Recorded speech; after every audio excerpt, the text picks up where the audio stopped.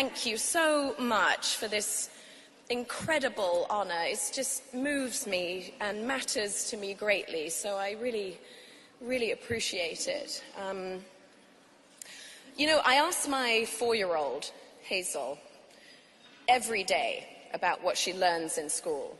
I ask her every day, and sometimes I'm met with, you know, she's 4, so it's like, I played, and I'm like, what else? You know, tell me.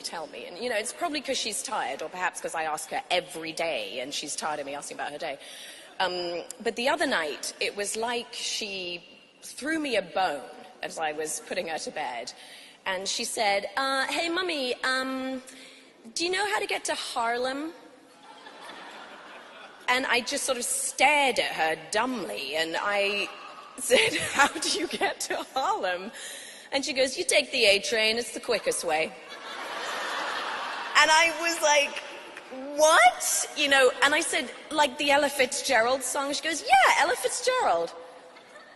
And I almost wept, because Ella is like my jam, you know, and then I discovered that she was learning about the Harlem Renaissance at 4.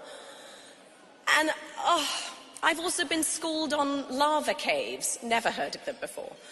And the small bump on a baby owl's beak that it kind of uses to crack against the shell to birth itself. I mean, and then it falls off. I'm like, how?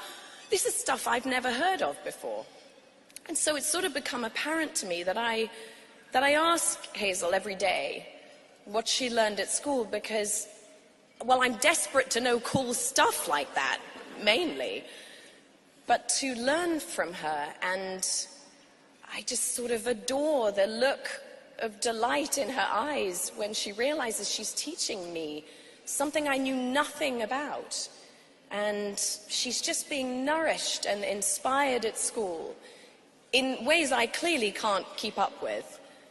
And I see in her, and now in our youngest daughter, too, that they yearn to learn.